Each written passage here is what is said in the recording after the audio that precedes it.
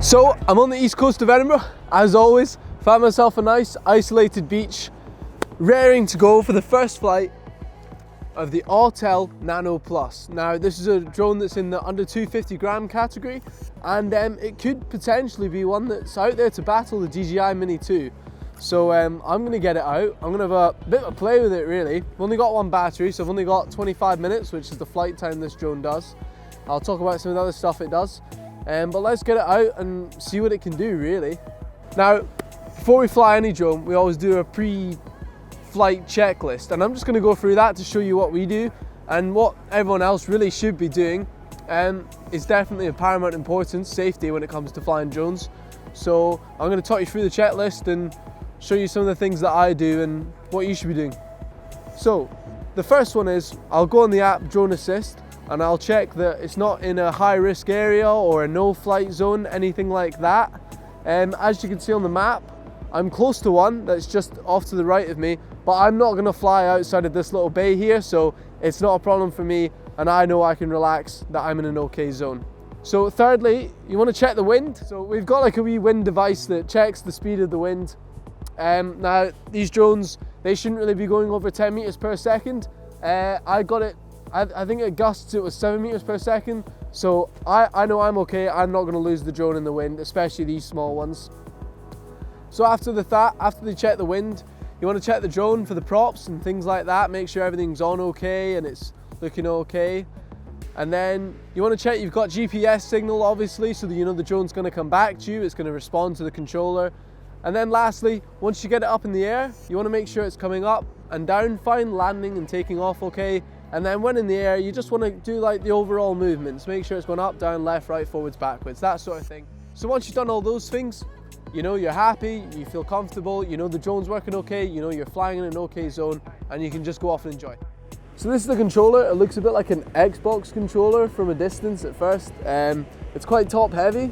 If that's a problem for you, it's because it's got a big bit of metal there, but it's fine, does the job. It feels comfortable.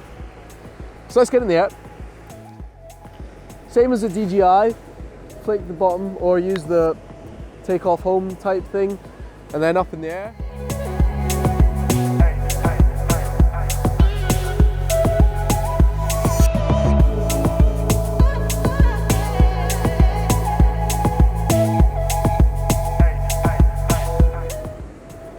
I'm impressed by the image already. I think it looks very nice. I can't quite figure out how to do the exact like ISO and all those kind of things, so it's just on auto right now, so that's why some of it's dark, some of it's not so bright. So this drone does a 25-minute flight time, which is 5 minutes less than the Mini 2, but we'll forgive them. It has all the other features like quick shots, panorama, so there's nothing like that. It also has a 4x digital zoom like the Mini 2. It has roughly a 10-kilometer transmission range as well. It doesn't fly as well in high winds as the Mini 2, I would say. But we're just having a feel for this drone at the moment. We'll do a comparison later. We're going to do a comparison video in a couple of weeks, so that'll be a full-on one. We're just having a play with this one at the moment. I might need to go. There's the water's kind of coming in. So I'm gonna get a couple more shots, but then we're gonna cut this short so I can get back.